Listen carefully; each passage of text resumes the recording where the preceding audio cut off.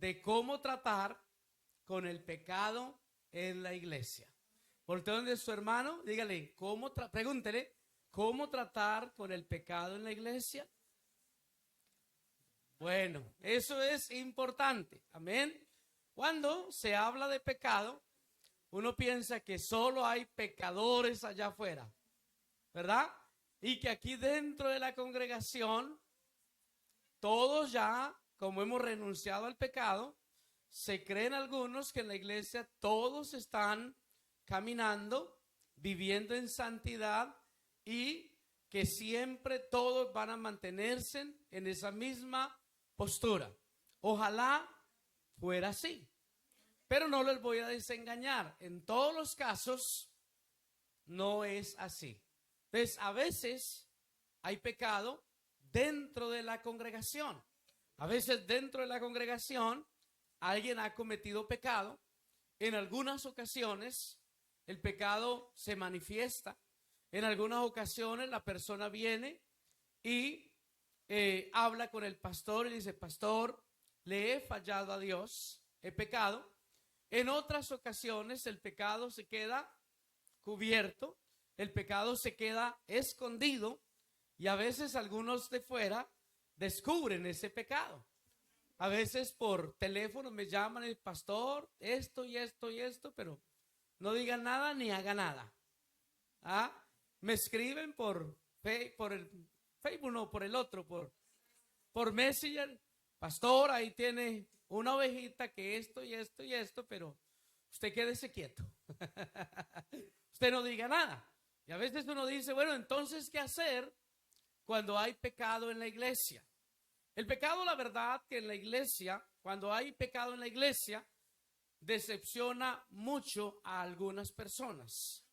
Pero los decepciona de la iglesia y aún terminan decepcionándose de Dios, porque eso los lleva a irse del lugar donde nos reunimos, a no querer volver a la iglesia. ¿Y por qué no vuelve allá? Porque allá hay solo hipócritas y solo conoció uno. ¿Ah? La iglesia está llena de hipocresía.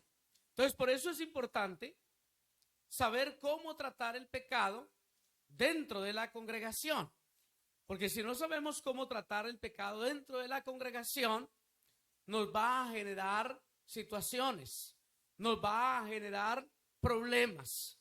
Vamos a perder gente nueva.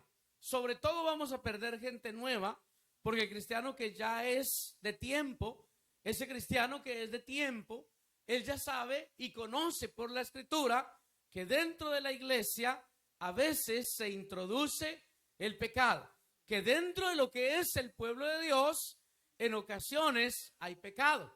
Y esto no solamente lo vemos nosotros en la iglesia primitiva, o lo vemos en las primeras iglesias establecidas que nos registra la Biblia, sino que aún nosotros, si nos vamos mucho antes, vemos pecado dentro de la congregación, pecado dentro de lo que es el pueblo de Dios.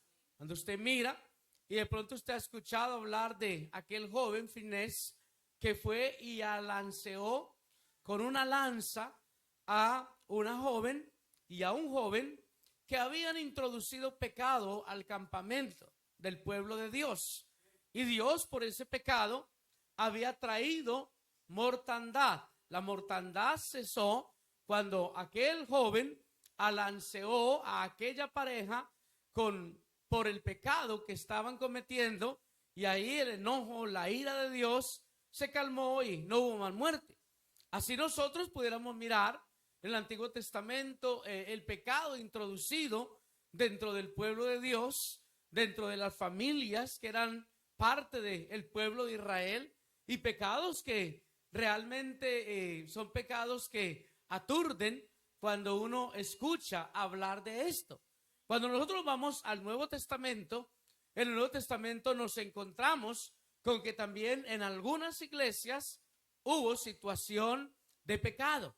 Y uno puede entender, y hay pecados que cuando uno mira en el Nuevo Testamento y escucha lo que narra acerca de esto, uno dice, qué tremendo pecado el que hubo en aquella ocasión. Cuando usted mira la iglesia de los Corintios, usted se da cuenta que hubo un pecado de incesto. Hubo un joven que se acostó con la esposa de su padre. Y a este joven, que era de la iglesia, porque el juicio estaba dentro de la iglesia, que era parte de la iglesia de los Corintios, vino juicio de el apóstol Pablo, y ese juicio del apóstol Pablo contra él fue un juicio que fue aceptado de la iglesia en ese momento, cuando el apóstol Pablo dijo, bueno, a este joven hay que tratarlo de esta y de esta manera, y se empezaron a hacerlo así, y luego les voy a contar un poco más de esa historia. Nosotros miramos la Biblia y nos damos cuenta de que a veces hay pecado dentro de la congregación. Si usted un día ve pecado dentro de la congregación, no diga usted, de esta iglesia me voy porque hay pecado dentro de la congregación. Porque hoy usted va a aprender o va a recordar, si ya lo sabe, cómo tratar el pecado dentro de la iglesia. Primero que todo vamos a mirar cómo trata Dios el pecado. Nosotros sabemos que el pecado es aborrecido por Dios, porque Dios es santo y Dios le reclama a su pueblo santidad. Pero entendamos algo, Dios ama al ser humano y Dios al ser humano le da oportunidades a pesar de que ese humano haya fallado. Y una de las razones por las que Dios le da oportunidad al ser humano es porque Dios se acuerda de nuestra condición. ¿Cuál es nuestra condición? Que nosotros somos polvo. Por eso Dios es una de las cosas que mira dentro de nosotros y es el que esté en el camino de la perfección, este me servirá. O sea que cuando usted mira, no dice el que es perfecto, sino el que esté en el camino de la perfección. Tienen que estar muy atentos porque si no, me pueden malinterpretar cualquier cosa si no están atentos, porque quizás no van a encontrar el contexto de todo lo que yo quiero mostrar para llegar al punto de cómo tratar con el pecado en la iglesia. Quizás usted ha estado en alguna iglesia donde usted se ha dado cuenta que ha habido un caso de fornicación, ¿no? Que ha habido un caso de adulterio, que ha habido un caso de mentira, porque la mentira también es pecado, que ha habido un caso de chisme, que también es pecado, que ha habido un caso de murmuración, que también es pecado, porque a veces el pecado en la iglesia solo es fornicación y adulterio. Pero cuando nosotros miramos, hay muchas cosas que son pecados. 6 cosas aborrece Jehová y aún 7 abominan su alma. Y comienza a hablar de esas 6 y de esa 7ª cosa que él aborrece. Eso quiere decir que son cosas que a él le desagradan, que a él no le gustan. Y cuando usted mira esa lista, usted se da cuenta de que esas cosas que él aborrece son cosas que a veces consideramos nosotros que no son pecado. Por ejemplo, saliéndome de este texto, por ejemplo, cuando uno ve la rebeldía, no la considera como un pecado.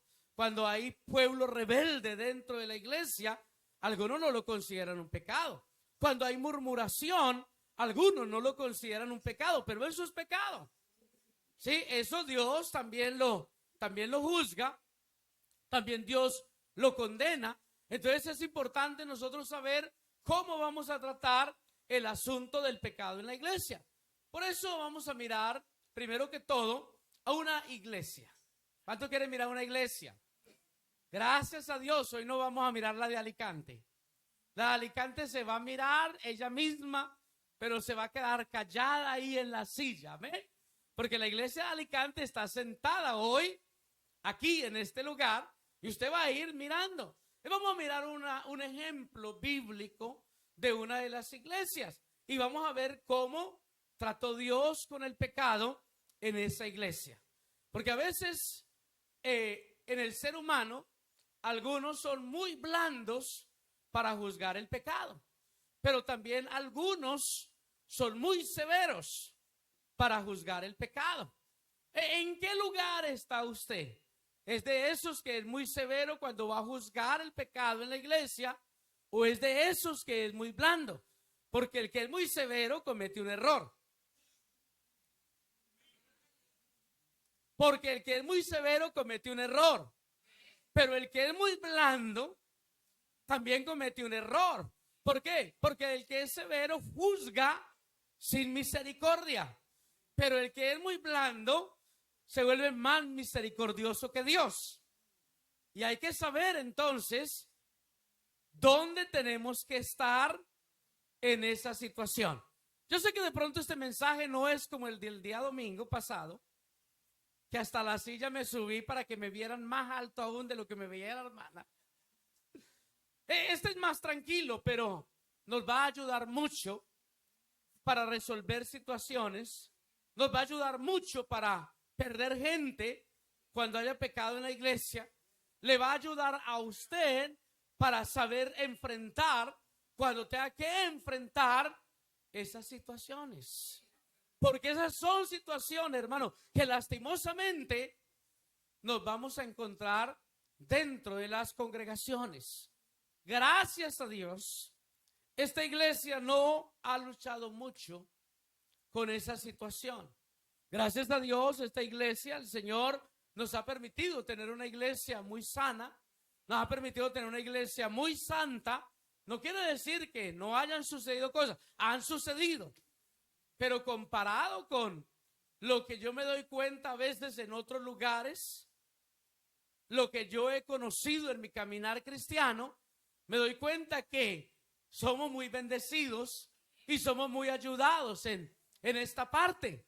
Yo recuerdo una ocasión en una iglesia, pastor me comentaba, 4 personas de la iglesia habían caído esa semana en adulterio. A mí me pasa eso una semana y me da un yello. Si usted no sabe qué es un yello, yo tampoco, pero entiendo. A mí me sucede algo, ¿verdad? Me da un patatús. ¿Por qué? Porque es algo que es demasiadamente fuerte, ¿verdad? Pero usted va a entender esto porque usted va a madurar en su caminar cristiano. Porque cuando hay pecado dentro de la congregación, eso se puede convertir en una piedra de tropiezo para usted. Ahora, no digamos nada si el que pecó fue el pastor. Ay. La piedra de tropiezo es más grande, ¿verdad? Entonces eso se puede convertir en una piedra de tropiezo y se puede convertir en algo difícil, pero cuando uno sabe cómo tratar estas situaciones y sabe que estas situaciones se viven, sabe uno entonces cómo comportarse.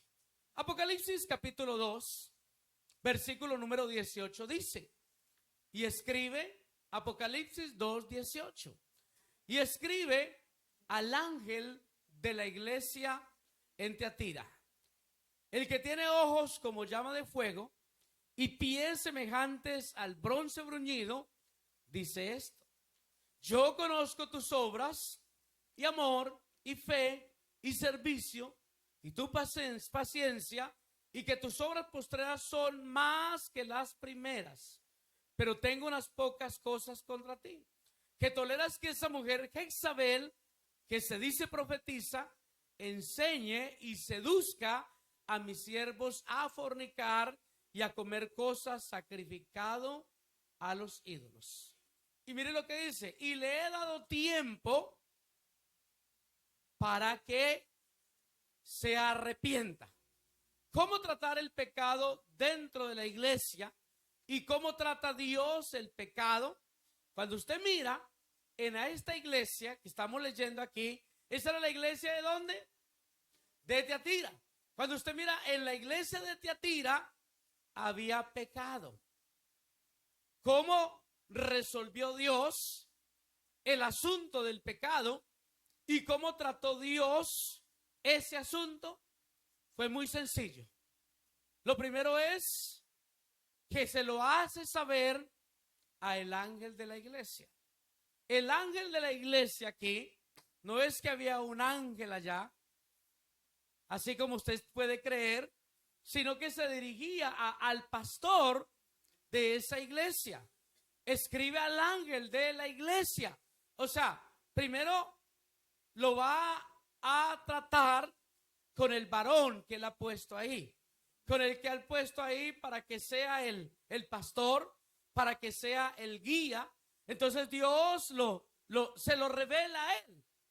A veces algunos no entienden por qué Dios le revela a uno cosas que para algunos son ocultas.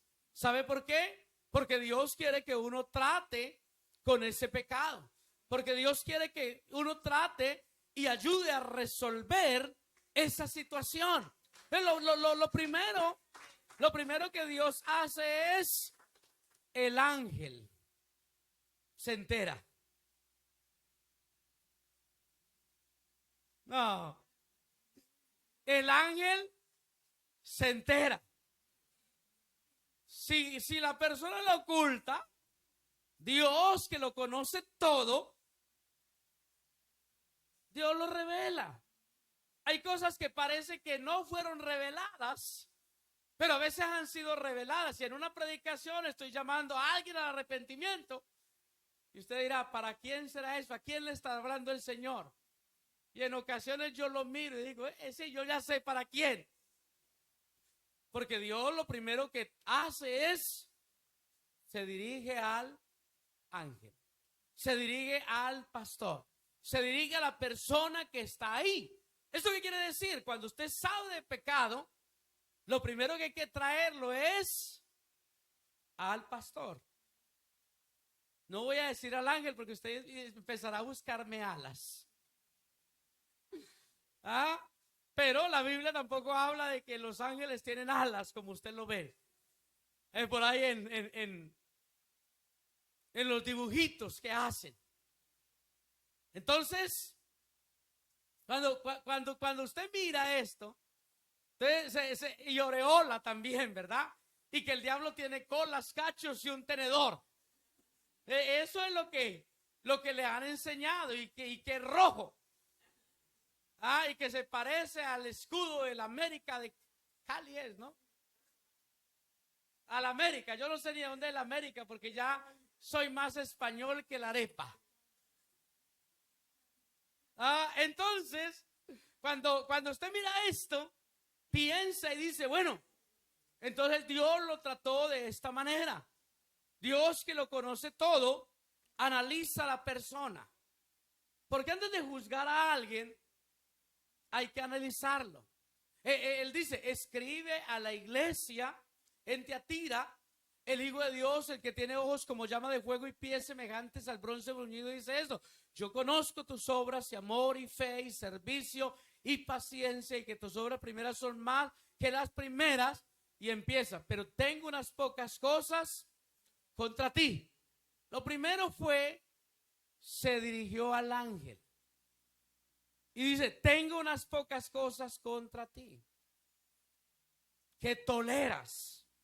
O sea que lo primero en la iglesia, el pastor no debe de ser tolerante. No, pasemos de eso. Sigamos adelante y miremos a otro lado. No, porque entonces eso nos entraría a ser tolerantes o a decirle, tranquilo, no pasa nada. Hay que decirle a la persona, está metido en un gran problema. Si usted muere ahora o muere en esa condición, su alma se va a perder.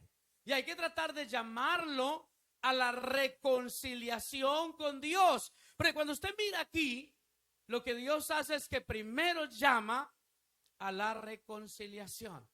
Algunos lo van a querer sacar de la iglesia, que se vaya ese pecador de aquí. Dios lo primero lo llama a la reconciliación. Y hoy Dios va a llamar a alguien a la reconciliación. Porque con alguien Dios ha estado hablando culto tras culto, mes tras mes. Yo creo que con algunos ya llevo como un año predicándoles desde aquí. ¿Y por qué siguen aquí? ¿Y por qué siguen vivos? Porque Dios da un tiempo. Pero cuidado que usted no sabe si el tiempo de Dios ya se le acaba hoy. Quizás se le puede acabar aquí en el proceso de este culto. Y no diga, bueno, 1 año y todavía. Cuidado.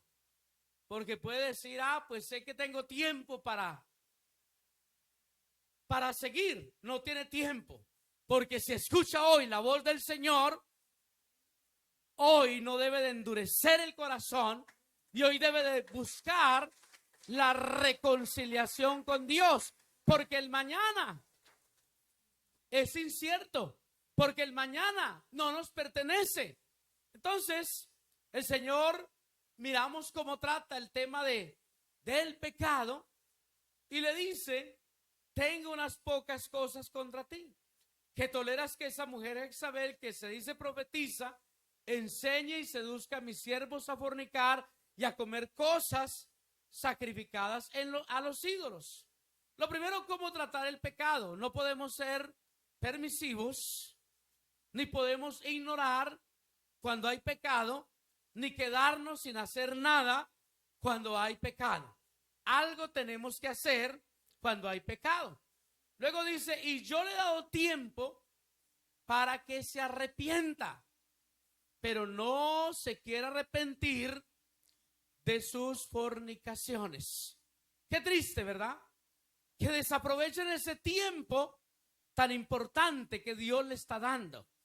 Porque ese tiempo que Dios le está dando es porque Él no quiere la muerte del pecador, sino que Él quiere que proceda al arrepentimiento para que viva.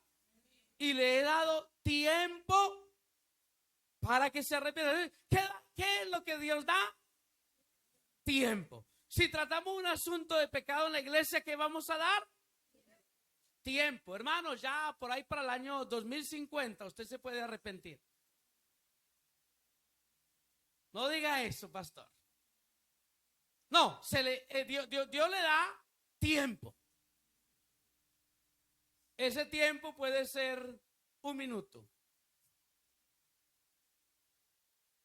Ese tiempo puede ser, Dios le tiene paciencia y le da un tiempo. Pero usted no está agradando a Dios. Y si usted muere en Él durante ese tiempo, que Dios le está ofreciendo la gracia, pero no está aceptando la gracia de Dios, su alma se va a perder. Entonces le damos tiempo. Le decimos, mire, usted necesita abandonar ese pecado. Usted necesita dejar ese mal que está haciendo. Deme un amén de vez en cuando. Si no me vuelvo a parar en la silla. Usted necesita dejar ese pecado que está viviendo. Arregle sus cosas mientras tiene vida. Arregle sus cosas hoy. No las deje para mañana. Entonces Dios lo primero que hace es tratar con la persona. Lo primero que hacemos en la iglesia cuando hay pecado es tratar con la persona. ¿Qué sucede cuando ya tratamos con la persona? Cuando ya la persona se arrepintió, se reconcilió con Dios. Porque también tenemos que saber, tratamos con el pecado, pero ¿qué hacemos después con la persona? Hacemos algo.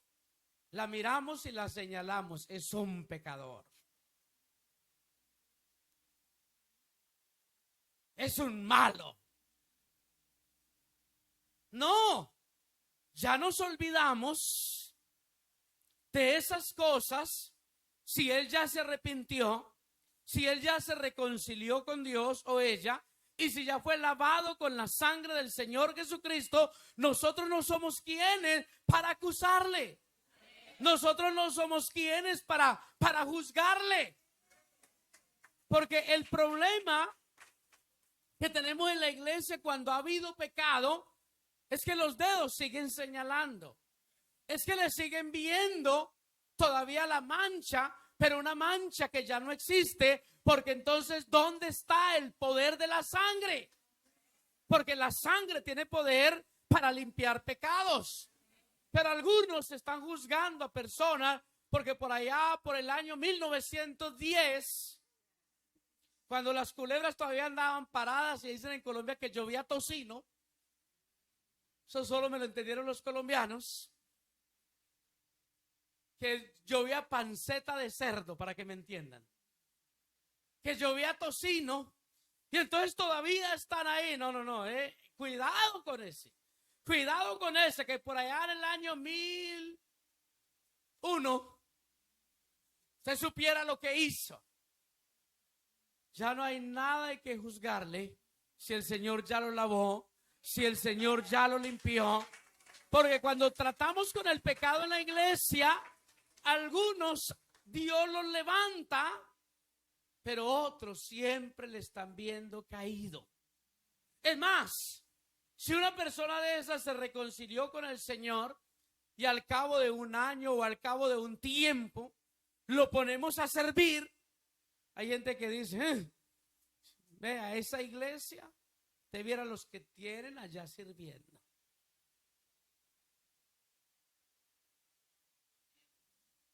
Allá tienen gente en pecado sirviendo en el altar. Porque eso es lo que algunos dicen cuando no entienden el proceso del arrepentimiento, el proceso de la reconciliación con Dios y el proceso de la sangre limpiando. O sea que si alguien aquí ha cometido un pecado, se arrepiente, se reconcilia con Dios, empieza a vivir para Dios, da testimonio de que ha vivido para Dios, de que está viviendo para Dios, entonces lo tendremos siempre en esa silla, en tierra dones, en tierra talentos, en tierra todo lo que Dios le ha dado. Dígalo. No. ¿Qué hacemos? Ahora está en santidad. Ahora está viviendo para Dios. Ahora está nuevamente en comunión para Dios. Le extendemos la mano y le damos la oportunidad otra vez. Eso se llama restauración. Ya conmigo, restauración. Porque algunos no restauran, algunos, bueno, ya Dios le perdonó, pero no lo restauramos. Ya Dios le perdonó, pero ya usted aquí no sirve. Ya usted aquí, quédese en la silla ahí el resto de por vida y ya muera ahí. No, entonces el pastor que conoce la Biblia, lo que hace es que le da oportunidad, pero otros empiezan y empieza otro pecado. La crítica, la murmuración, y está juzgando a uno porque cometió un pecado y él está cometiendo 2 y 3.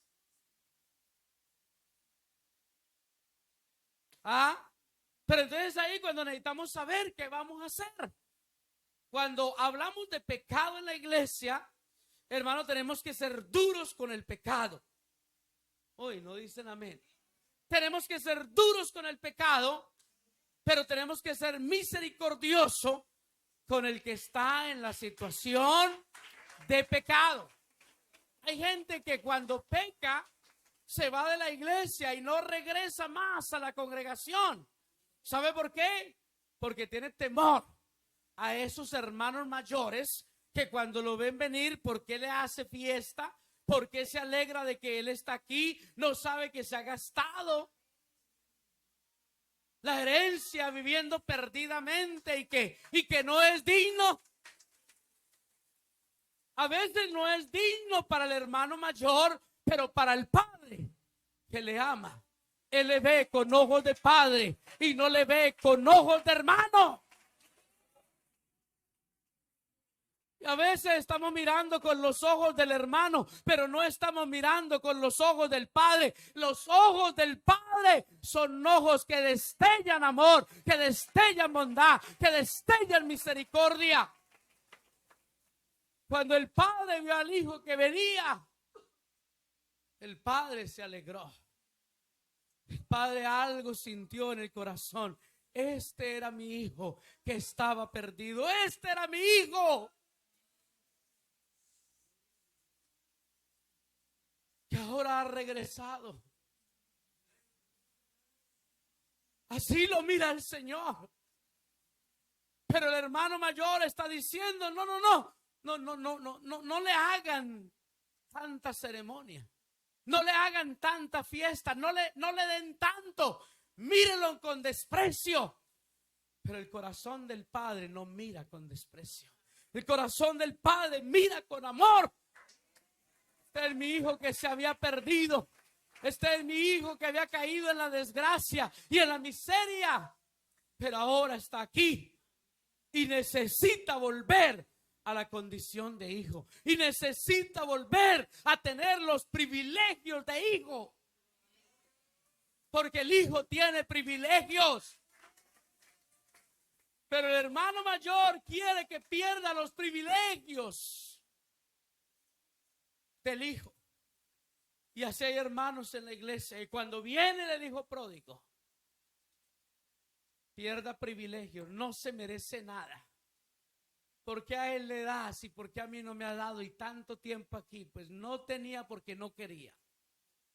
No me has dado un corderito, no tenía que dárselo. ¿Sabe por qué? Porque cuando repartió la herencia, dice la Biblia que le repartió la herencia. O sea que a este le dijo, ¿te quieres ir? Toma, aquí está lo tuyo. ¿Y sabe qué dijo el padre? ¿Cuál es el pensamiento del padre? Ahora todo lo que queda es del que queda aquí conmigo. Pero el otro no estaba pensando en eso. El otro solo estaba pensando en el mal comportamiento de su hermano. Pero no se recordaba que su hermano había vuelto humillado. Que su hermano había vuelto cambiado. Que su hermano había dicho, me levantaré e iré a casa de mi padre y le diré, Padre, he pecado contra el cielo y contra ti. No soy digno de ser llamado tu hijo. Hazme como a uno de tus jornaleros. No sabía. No sabía lo que había en el corazón de su hermano. No sabía lo que había en el espíritu de su hermano. Y antes de juzgar a nuestro hermano, pensemos qué hay en el corazón de nuestro hermano. Qué hay en el ser interior de nuestro hermano. Porque quizás nuestro hermano tiene mejores actitudes que nosotros. Somos tan duros. Somos tan crueles con el que cae, cuando ese que cayó es nuestro hermano. Mejor deberíamos ser como el padre que todos los días sale a la puerta a mirar si viene su hijo. Todos los días está en la ventana a ver si viene su hijo. En las madrugadas, en las noches oscuras, en las noches frías, el padre estaba mirando. ¿Será que regresa mi hijo? ¿Será que mi hijo vuelve a casa? Y mientras él estaba pensando allá de llegar humillado, el padre estaba pensando que regrese mi hijo porque yo lo quiero tener aquí. No esté con temor de regresar. No esté con temor de reconciliarte con Dios, porque Dios hoy tiene brazos abiertos aquí en este lugar. Dios hoy tiene brazos abiertos en este lugar para ti. Tú que has fallado. Tú que has hecho lo malo. Habrá uno aquí con corazón de padre que si ve a un hijo pródigo que regresa, le dice bienvenida, esta es tu casa, este es tu lugar, tú eres mi hermano.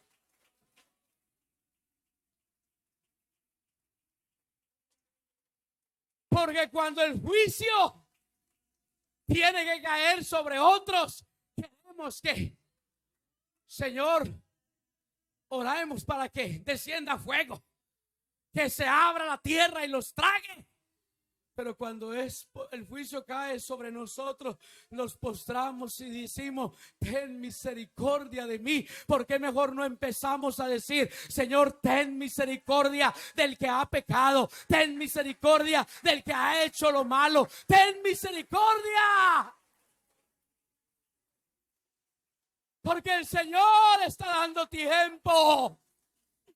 Y el Señor hoy le ha estado dando tiempo a usted hasta hoy para que escuche este mensaje donde Él le dice: yo he estado esperando tu regreso. Ya tú sabes que allá afuera no hay nada. Ya tú sabes que allá afuera solo hay desengaño, solo hay tristeza, solo hay dolor. Ya sabes que allá afuera te quedas en la miseria. Ya sabes que allá afuera no viven ni tan siquiera como vive un jornalero de tu padre en su casa, porque él estaban mejores los jornaleros en la casa del padre que el hijo cuando se fue y vivió allá en el mundo. El que nunca había criado cerdos, ahora está criando cerdos. El problema con algunos, que gracias a Dios ese no fue el problema de aquel joven que se acostumbra a estar con los cerdos.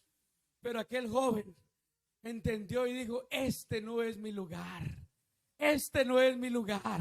Yo tengo un padre. Yo tengo un padre y sé que en la casa de mi padre todavía hay un espacio para mí. Dijo: ya no quiero estar cuidando cerdos, porque algunos se acostumbran a los cerdos y a las aguamasas que comen los cerdos, bíblicamente, a las algarrobas que comen los cerdos, porque aún él quería saciarse con la comida que le daban a los cerdos. Pero sabe, el mundo presenta algo bueno, pero cuando ya el mundo te atrapa, el mundo no te da nada. Lo que el mundo te ofreció gratis, tú lo tienes que pagar.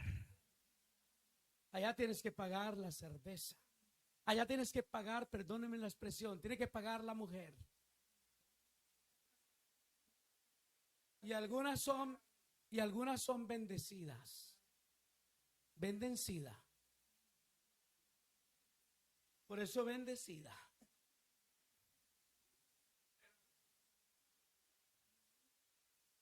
Pero hoy vamos a tratar el pecado como Dios lo trata. Con dureza, porque es pecado. Pero usted, pecador, hoy con amor. Pero si no acepta ese amor de Dios, va a llegar el momento donde no va a poder ser tratado con amor. Porque llegará el momento en el que ya es con juicio, donde ya es un castigo. Como cuando un padre, como cuando una madre le dice: hijo, no hagas eso. Hijo, te estás equivocando. Hijo, vas por mal camino. Pero el hijo no hace caso. Y como el hijo no hace caso, va y lo hace.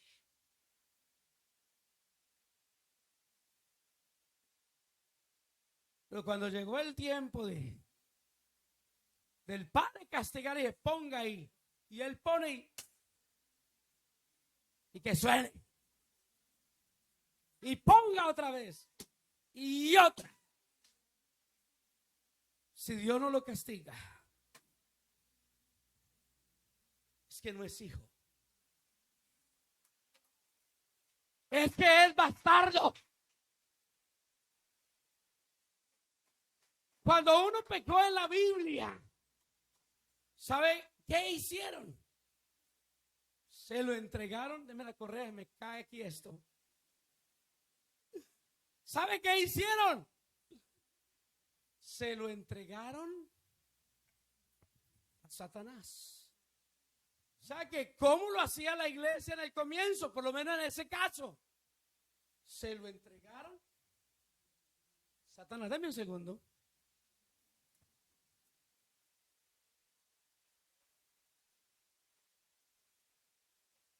Esto es más fácil en casa que en la iglesia. No, déjalo ahí. Se lo entregaron a Satanás.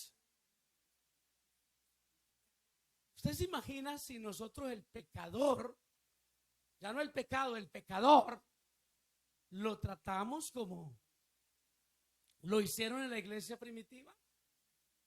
Lo tomaron, uno bien santo que venga por aquí para que nadie lo juzgue después. Véngame uno bien santo. ¿No hay o qué? Véngame uno que esté lavado con la sangre del Señor Jesucristo. Venga, hermano Douglas. Bueno, ¿sabe qué le dijeron de aquel hermano Douglas? Vamos a suponer que usted era ese hermano. Le dijeron, Satanás, ahí te lo dejo. Así trataban el pecado en la iglesia primitiva. ¿Usted se imagina el disfrute de Satanás? ¿Usted se imagina el palizón que el diablo le daba? No, usted no cree eso. A ver, ¿se lo entregaron a Satanás o no se lo entregaron? ¿Y cuál era el propósito? Busquen el texto. ¿Y cuál era el propósito? El propósito era, ya puede sentarse, que su alma no se perdiera. A veces me dan unas ganas de entregarle algunos a Satanás y decirle, diablo, entreténmelo un ratito, porque no ha querido y porque no quiere. Pero Dios no quiere que su alma se pierda. Me dan ganas de decir, Satanás, mire, te lo voy a dejar ahí un mesecito, porque yo soy considerado.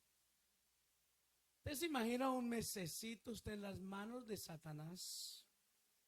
Si cuando Dios dejó a Job a la merced de Satanás, no porque Job fuera malo, sino al contrario, porque Dios le quería comprobar que ese hombre verdaderamente sí le amaba. ¿Y sabe lo que hizo Satanás? Le acabó con todo, chicha, calabaza y miel. Le acabó Satanás con todo.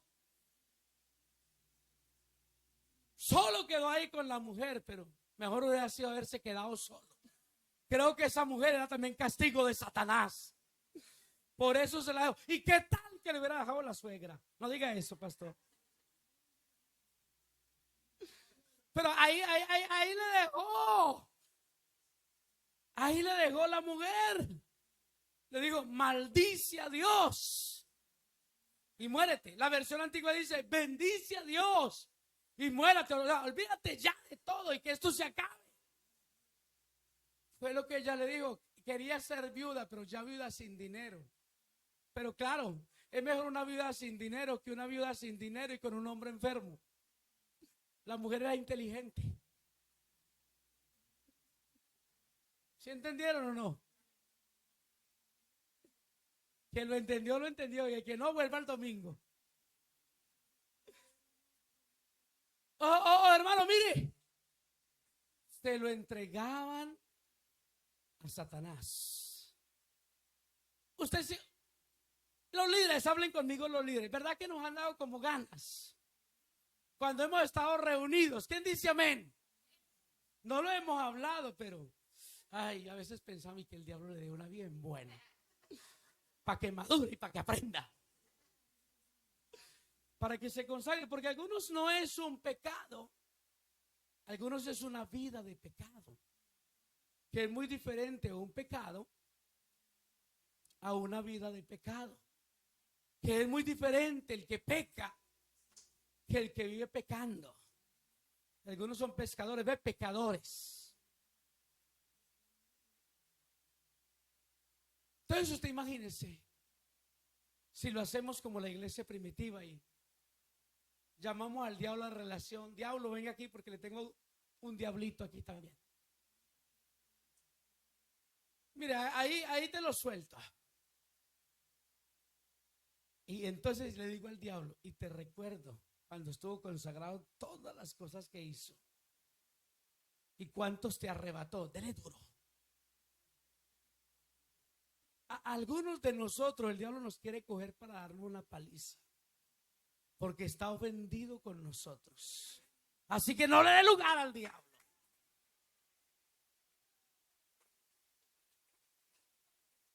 ¿Cómo juzgar el pecado en la iglesia? Primero, lo llamamos a solas. Hermano o hermana o hermano, hermana.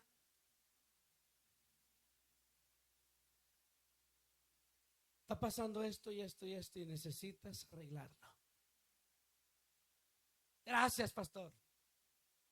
Se va. A los 8 días, otra vez es lo mismo. ¿Cómo lo trataban en la iglesia primitiva? Lo llamaban con un testigo, 1 o 2, con 2 testigos. Pues primero lo tratamos a sola porque lo queremos guardar y queremos ser prudente y no queremos que esto se vuelva un chisme. Los llamaban, así de trata el pecado en la iglesia, sino que esos principios ya no los usamos en la iglesia. Que se arregle él con Dios. Pero realmente así no debe de ser. Los llamamos delante de 2 testigos. Hermano, usted está haciendo aquí una piedra de tropiezo. Usted me hizo caer a Julana, me hizo ir de la iglesia a otra Julana. Usted hizo esto y alguien se fue de la iglesia por culpa suya y usted está haciendo esto y esto y esto. Necesitamos que se arregle. Si no se arregló, entonces ahora decimos, hermano Fabio, hermano Oscar, venga aquí, acompáñeme, porque les voy a presentar un pecador que no quiere organizarse. Sí, eso es bíblico. Eso sí hay que decirlo. Y si no lo hace así, ¿sabe qué dice la Biblia que hay que hacer? ¿Quién me dice qué hay que hacer con él?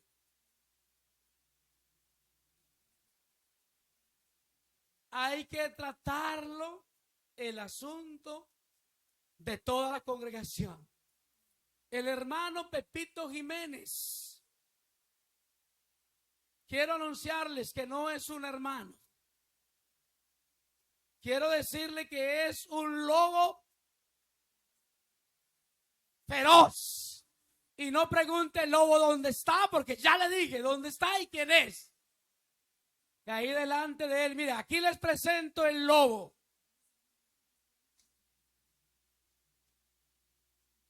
Así se juzgaba en la iglesia. ¿Y sabe qué había? Temor al pecado. Pero ¿cómo juzga Dios el pecado? No siempre lo juzga dando tiempo. Por eso hay que tomar cuidado. Porque a veces Dios no da tiempo. A ver, ¿en cuánto vendieron la propiedad? Bueno, no. La propiedad la vendimos en 10,000. No sabe que fueron 20,000. Bueno, porque han mentido al espíritu. Tuki tuki lulu. Ahí quedó. Llegó la mujer. ¿Es verdad que vendieron la propiedad en tanto? Sí, Pedro, la vendimos en tanto. Ay, mujer, ahí están entrando los que acaban de enterrar a tu marido y ya mismo te van a tomar de los pies, te van a sacar y te van a enterrar. Y ahí cayó ella. Porque, hermano, Dios conoce todos los secretos del corazón. Y no todos los juicios de Dios son iguales para todos. Por eso me gusta el texto que dice: a los adúlteros y fornicarios los juzgará. Yo no soy juez de los adultos y los fornicarios. Los va a juzgar Dios. Ahora sí sé que los adúlteros y los fornicarios no heredarán el reino de los cielos. Pero yo sé que a ellos los va a juzgar Dios. ¿Cómo vamos a tratar el pecado? Lo vamos a echar fuera. ¿Cómo vamos a tratar el pecador? Lo vamos a tratar de que se reconcilie con Dios. Y si no, con los líderes. Una reunioncita ahí arriba. Como que ya es hora que lo entreguemos al cachudo, como dicen algunos. Hermanos, ¿usted se imagina caer en manos del diablo? Tan duro es. Pedro, el diablo te ha pedido para zarandearte, pero yo he rogado por ti para que tu fe no falte. O sea, que unos son entregados al diablo porque el diablo los pide para zarandearlos. Otros son entregados al diablo. Job fue ese zarandeado, Pedro fue ese zarandeado, aunque Pedro no fue pedido, eso fue un donativo. Pero algunos son entregados. Te lo entrego. Cuando ya no podemos, cuando ya hemos agotado los recursos, pero no queremos que esa alma se pierda. Esto es nuevo para algunos, pero esto es lo bíblico. Uy, ese pastor Ayo es que me va a entregar al diablo. No, yo no lo voy a entregar al diablo. Yo voy a esperar hasta que termine el culto.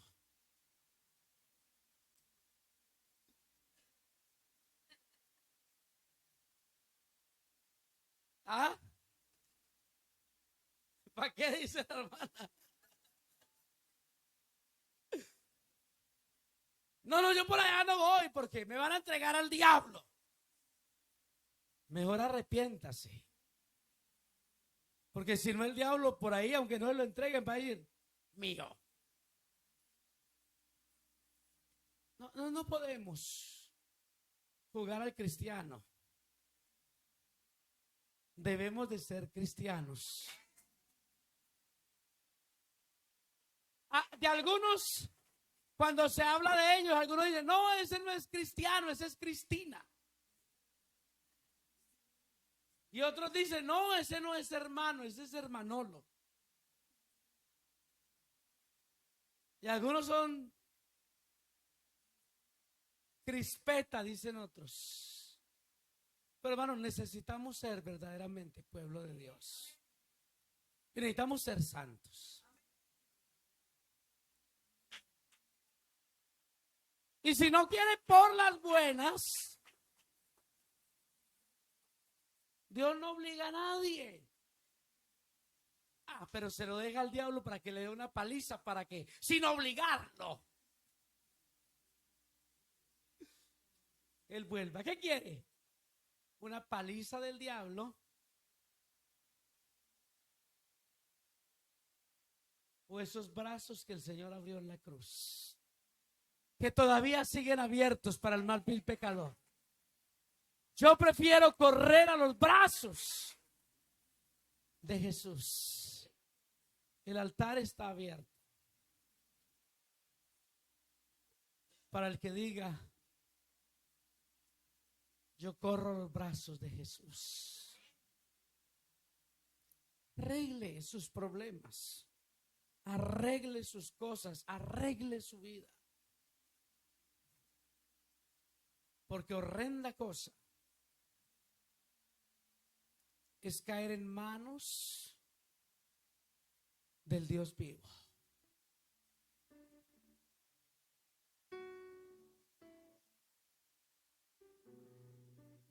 ¿Habrá alguien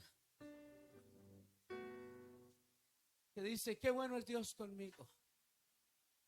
No merecía escuchar ese mensaje. Porque aunque para algunos es un mensaje que están pensando que es de juicio. ¿Sabe una cosa? El mensaje de hoy no es de juicio. Hoy no vaya a decir, el pastor nos dio duro hoy. Al contrario, diga, el pastor hoy nos habló del amor de Dios. El pastor hoy nos habló del perdón de Dios, del favor de Dios, de lo que Dios quiere hacer por mí. A pesar de mi rebeldía, a pesar de mi condición. Pero cuando uno predica estos mensajes, lo que se escucha allá afuera es, no, el pastor hoy no. Carmen, venga que el pastor está dando bala. ¿Sabe qué está haciendo el pastor? Lanzando un mensaje de amor. Porque si el mensaje es duro, pero es para llamar a la reconciliación, es un mensaje de amor. Y este mensaje es un mensaje de amor porque todavía Dios te ama. Y porque todavía Dios te quiere ofrecer su gracia. Y te quiere ofrecer su favor. Habrá alguien aquí que reconoce que necesita el perdón de Dios y que necesita reconciliarse con Dios. El altar está abierto. No somos el hermano mayor que está juzgando. Estamos del lado del Padre. Porque el Padre tenía algunos del lado de él, que les dijo, vayan y traigan, era el becerro, ¿no? Y traigan el becerro más gordo. Y traigan el vestido. Y traigan el anillo. ¿Quiénes están aquí del lado del Padre hoy? ¿Quiénes están hoy aquí con el Padre para ayudar a ese pródigo que hoy viene? Y no estoy hablando solo del pródigo que todavía no se ha convertido y no se ha arrepentido. Estoy hablando de ese hermano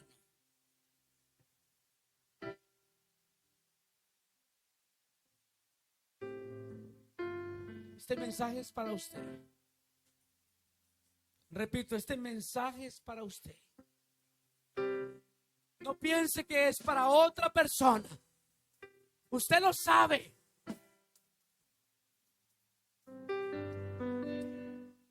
Sabe tantas cosas de sí.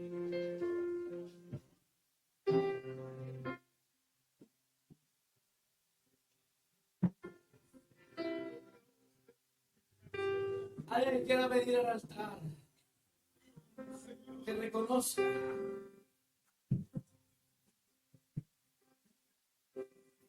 que necesita el favor de Dios.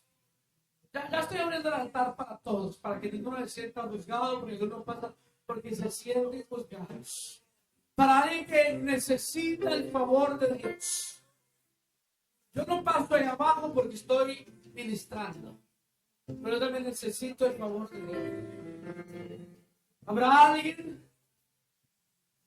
Usted hoy está bien. ¿Cómo irá a estar dentro de un año? No lo sé.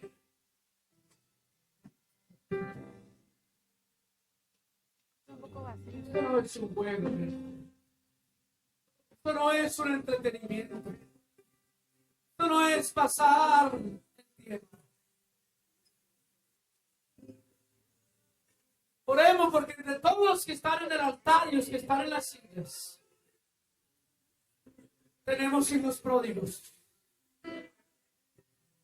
Que todavía el Padre está esperando. Vuelve a casa. Vuelve a comunión con el Padre.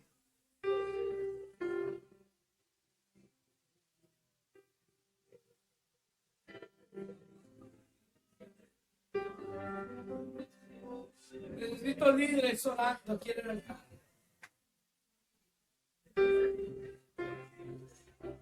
Estamos del lado del Padre, preparando la fiesta, preparando la ceremonia, preparando el recibimiento, preparando el becerro, preparando el vestido. Porque hoy el Señor va a poner el anillo en el vestido. Anillo, el vestido y el calzado.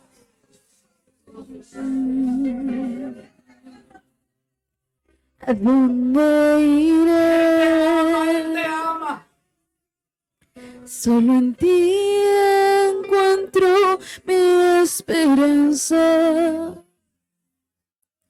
Solo tú eres quien sana mis heridas. No hay otro lugar donde yo quiera estar. ¿A dónde iré? Si en medio del dolor me has abrazado, si mis lágrimas tú las has secado, no hay otro lugar